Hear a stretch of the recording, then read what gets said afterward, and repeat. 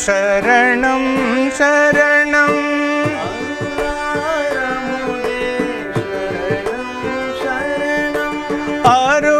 அருளாரமுதே சரணம் சரணம்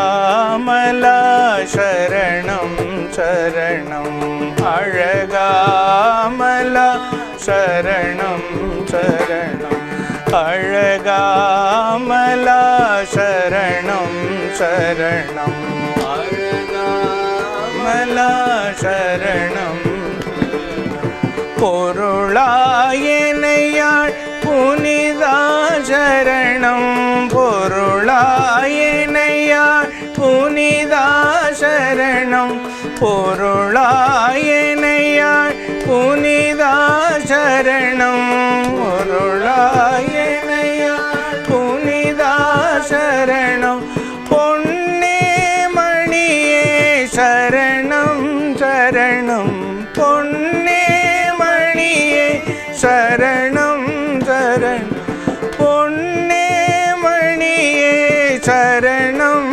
சரணம்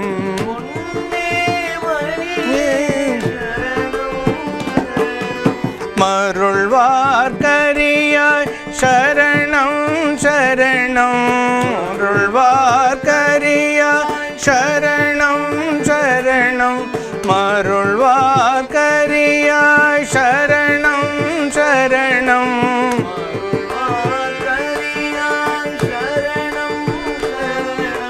மயில் வாகனனே சரணம் சரணம் சரணம் மயில் வாகனனே சரணம் சரணம் மயில் வாகனனே சரணம்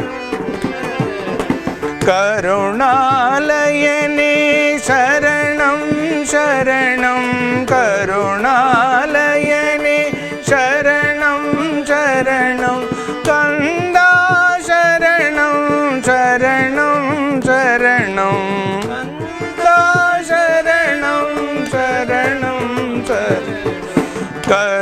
கருணாலயனே சரணம் சரணம் கருணாலயனே சரணம் சரணம் கந்தா சரணம் சரணம் சரணம் கந்தா சரணம் சரணம் கந்தா சரணம் சரணம் சரணம் கந்தா சரணம் சரணம் சரணம்.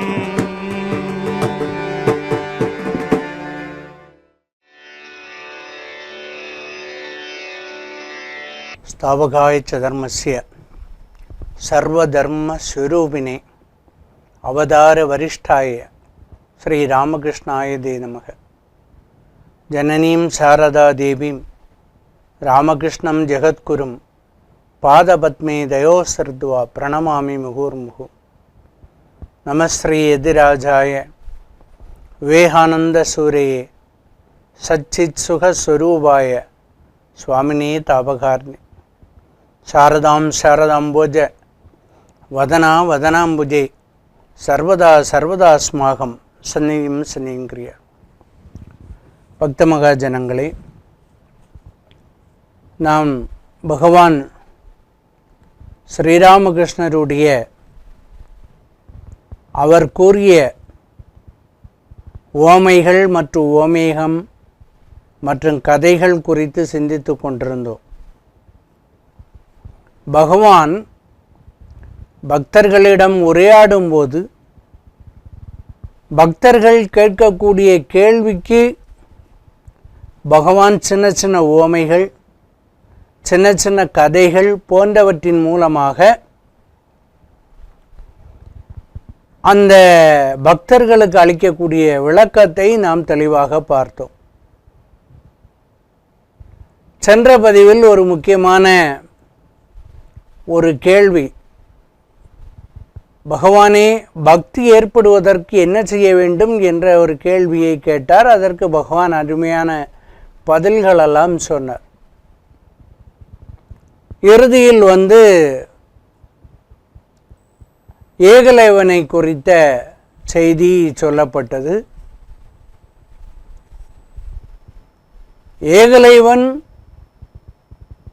குரு அவனுக்கு கற்பிக்காமல் இருந்தாலும் குருவே தெய்வம் என்று சொல்லி குருவையினுடைய அந்த சிலையை வடித்தான், மண்ணில் வடித்தான், குருவை வழிபாடு செய்தான். அவரிடமிருந்த கலைகளெல்லாம் தானாகவே அவனுக்கு கிடைத்து விட்டது.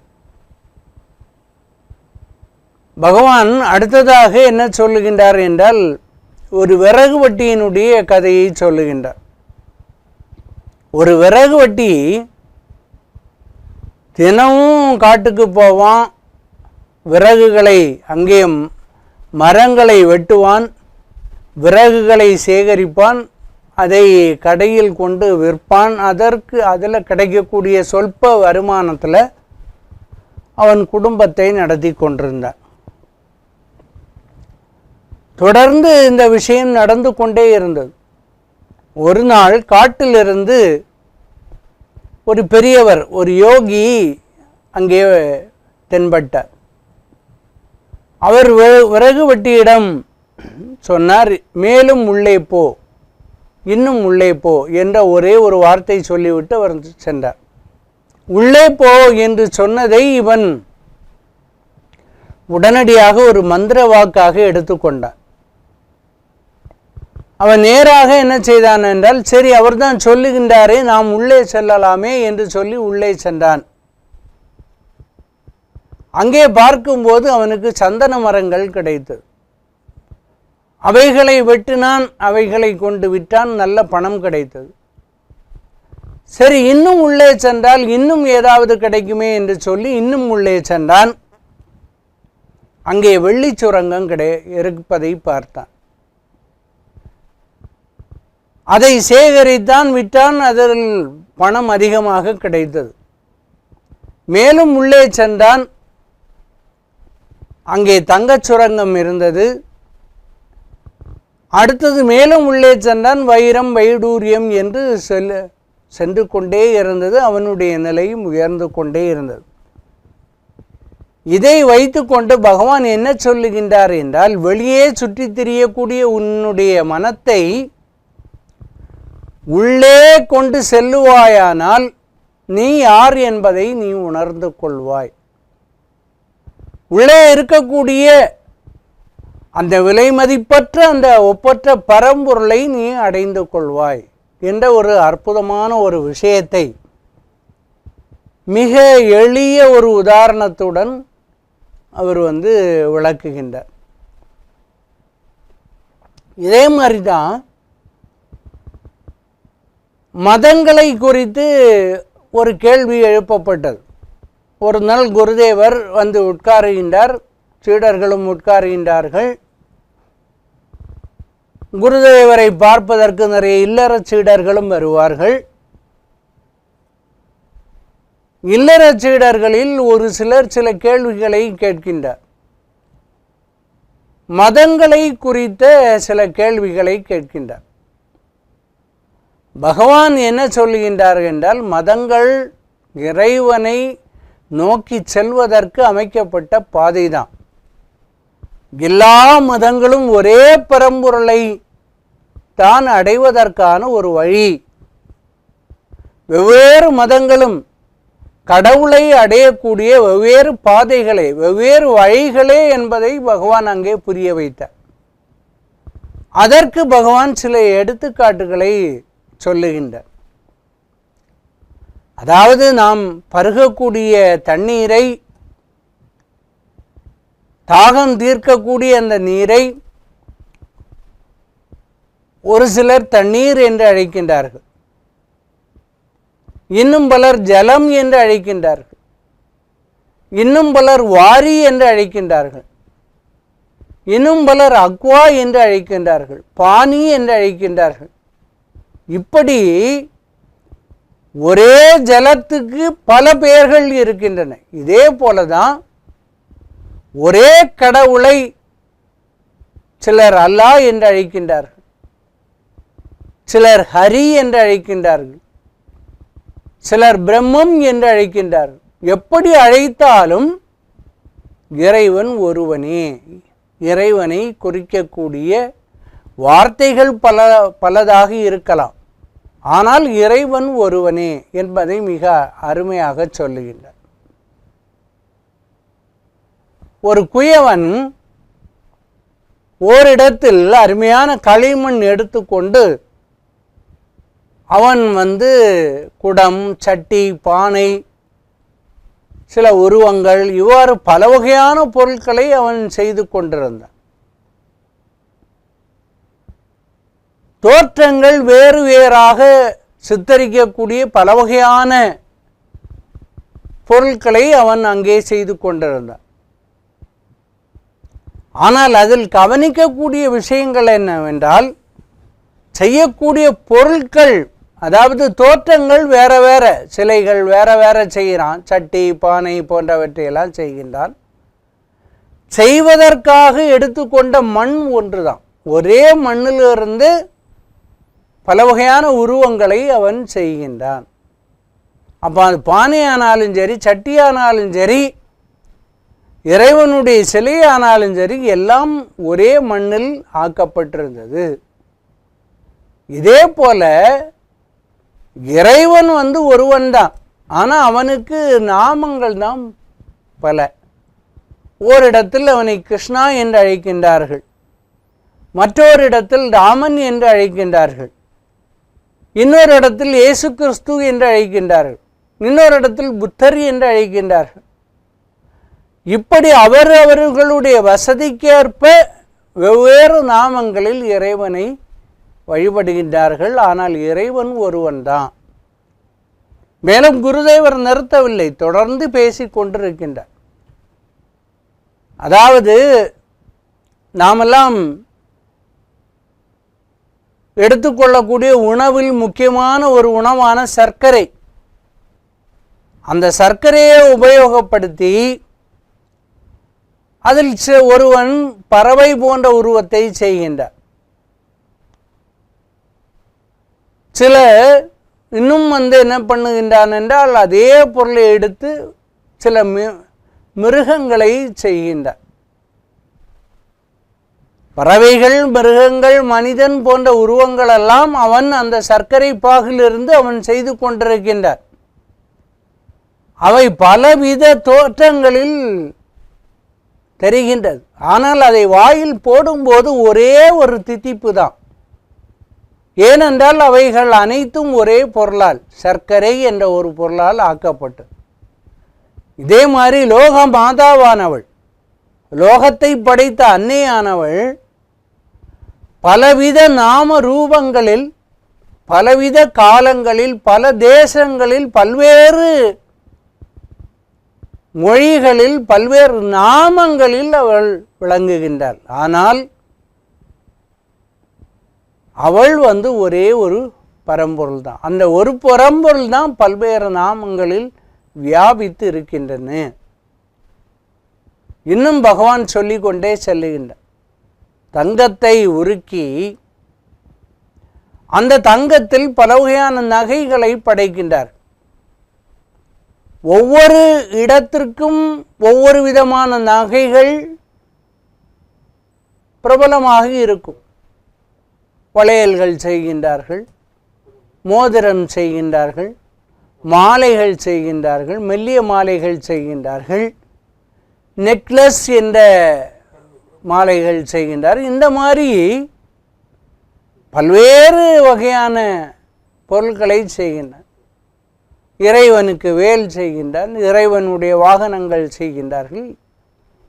எப்படி வேண்டுமென்றாலும் அந்த தங்கத்தை உருக்கி மாற்றி வெவ்வேறு உருவங்கள் செய்கின்றார்கள். இதே போன்று நம்மை ஆட்டி படைக்கக்கூடிய இறைவன்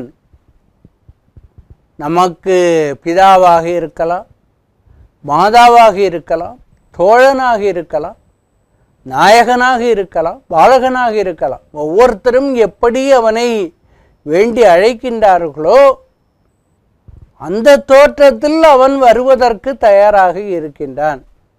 தோற்றங்கள் பல, ஆனால் எல்லாம் ஒன்றைத்தான் குறிக்கின்றது.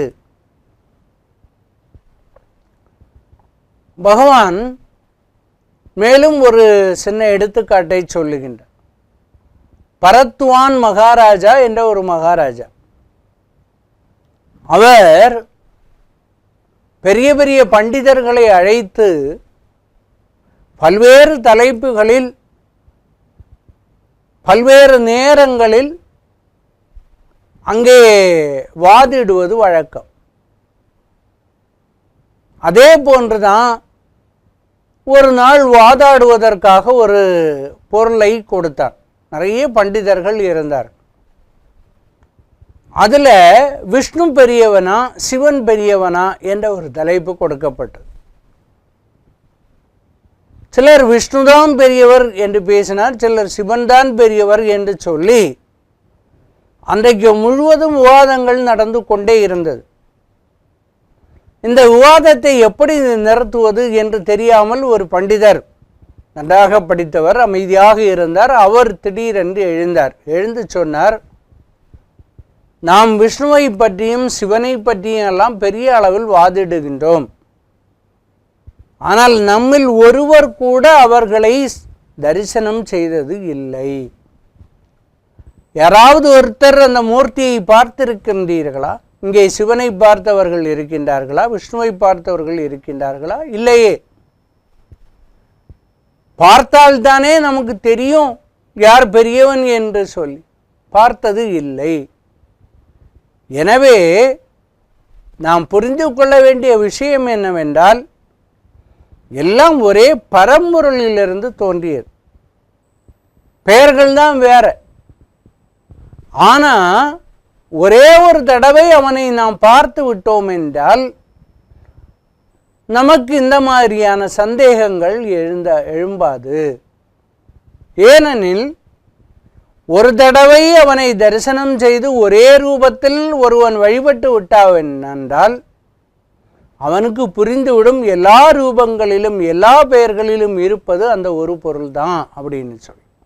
எவ்வளோ அற்புதமாக பகவான் ஸ்ரீராமகிருஷ்ணர் எடுத்துக்காட்டுகளை சொல்லுகின்றார்.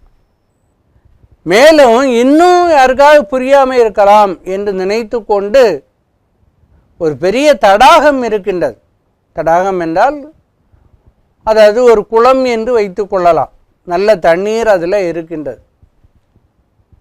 அந்த தண்ணீரை பல்வேறு அவசியங்களுக்காக மக்கள் வந்து குடிப்பதற்காக, குளிப்பதற்காக, துவைப்பதற்காக, இப்படி பல்வேறு விஷயங்களுக்காக அந்த தண்ணீரை அவர்கள் எடுத்துக்கொள்கின்றார். ஆனால் அந்த தண்ணீரை எடுக்க செல்லும்போது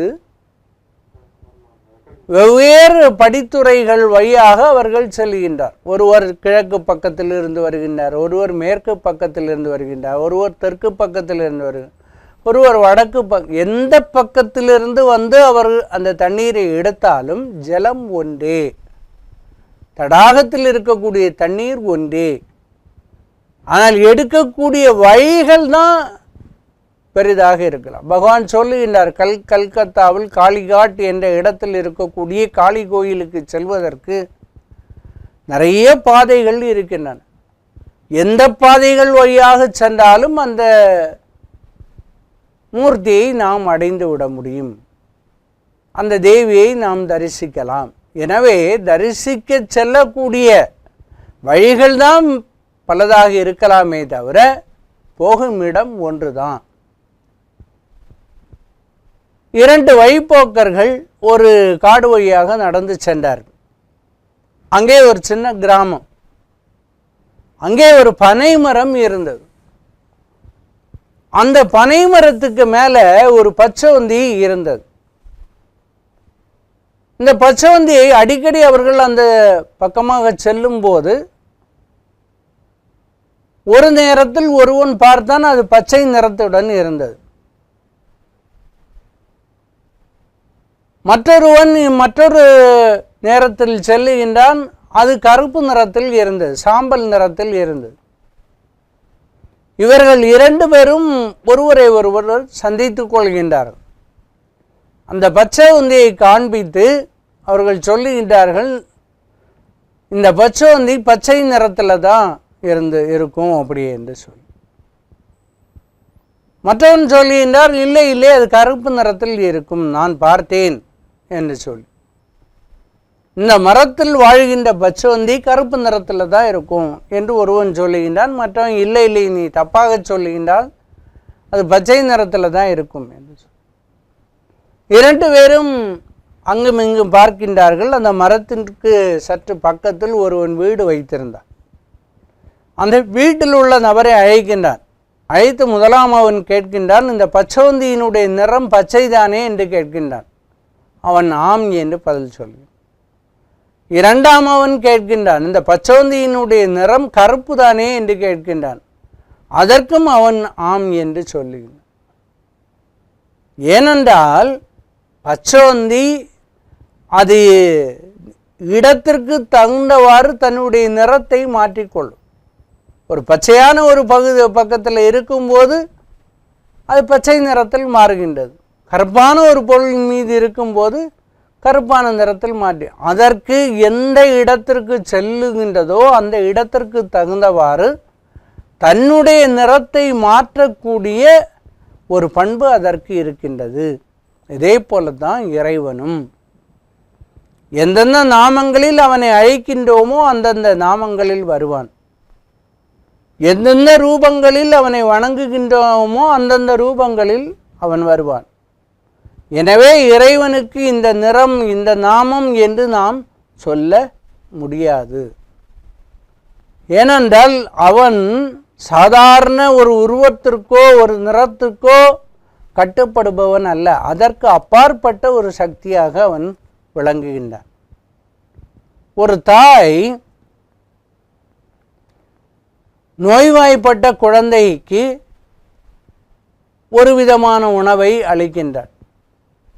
ஏனைய குழந்தைகளுக்கு வேறு வேறு உதவி, அந்தந்த குழந்தைகளுக்கு என்னென்ன உணவு பிடிக்குமோ அந்தந்த உணவை சமைத்து அதற்கு ஊட்டி விடுகின்றாள்.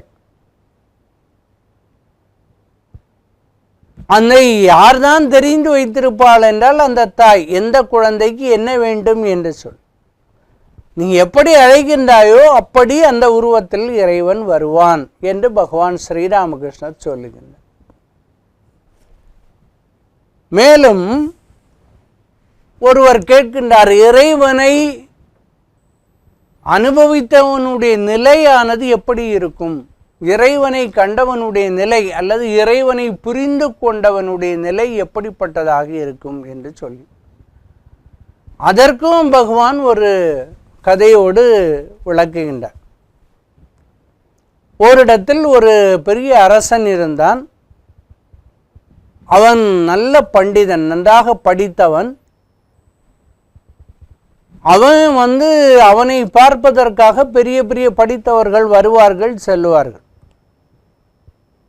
ஒரு நாள் ஒரு பெரிய பண்டிதர் வருகின்றார். அவர் கையில் ஒரு பாகவதம் இருந்தது. அவனுடைய அரண்மனைக்கு சென்று நான் அரசனை பார்க்க வேண்டும் என்று சொன்னான். வேலையால் உடனடியாக அரசனிடம் சென்று சொல்லுகின்றான், தங்களை பார்ப்பதற்கு ஒரு பெரிய பண்டிதர் வந்திருக்கின்றார், கையில் ஒரு பாகவதத்தையும் வைத்திருக்கின்றார் என்று சொல். அப்படியா, சரி அழைத்து வா என்று சொல்.